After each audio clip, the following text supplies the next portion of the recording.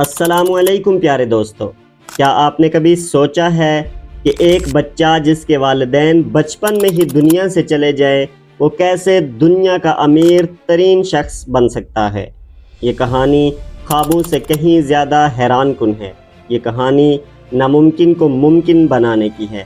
یہ ایک ایسے بچے کی کہانی ہے جس کے پاس کچھ بھی نہیں تھا، لیکن اس نے وہ کر دکھایا جو بڑے بڑے خواب دیکھنے والے بھی نہیں کر پاتے۔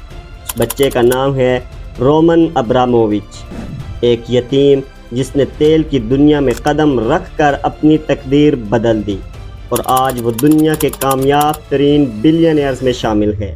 یہ ویڈیو آپ کو ایک ایسے سفر پر لے کر جائے گی جس میں ہر لمحہ کامیابی کی جستجو اور تجسس سے بھرا ہوا ہے۔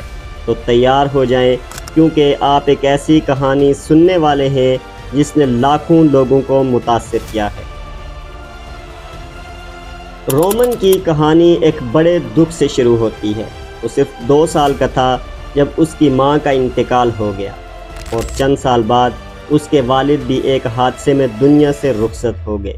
ایک چھوٹا سا بچہ جس کے سر پر ماں باپ کا سایہ نہیں رہا، اس کی زندگی میں دکھ اور محرومیوں کے سوا کچھ بھی نہ تھا۔ لیکن رومن نے اپنے اندر ایک ایسا عزم پیدا کیا جو اسے دنیا کے نقشے پر سب سے آگے لے گیا۔ رومن کو اپنے چچا کے ساتھ روس کے ایک سخت اور سرد علاقے میں زندگی گزارنی پڑی۔ وہ جانتا تھا کہ اگر اس نے کچھ کرنا ہے تو اس کو اپنے ہی بل بوتے پر کرنا ہوگا۔ اس نے چھوٹے چھوٹے کاروبار شروع کیے اور ہر ناکامی کے ساتھ سیکھتا گیا۔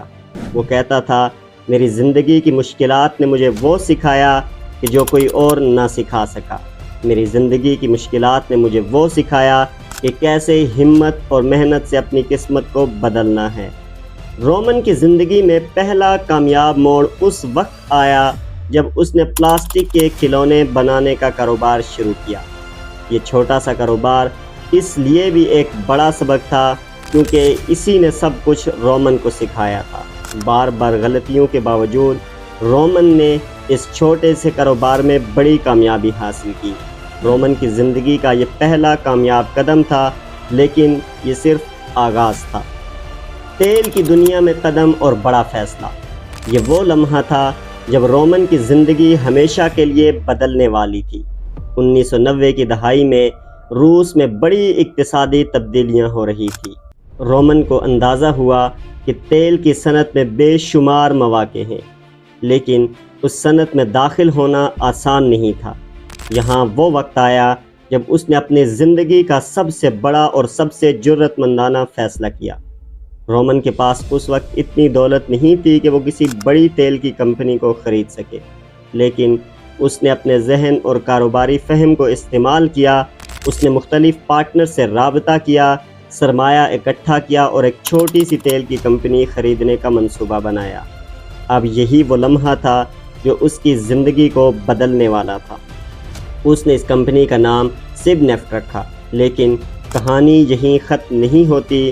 سب نیفٹ کے لیے یہ ایک مشکل سفر تھا کیونکہ تیل کی دنیا میں مقابلہ سخت تھا۔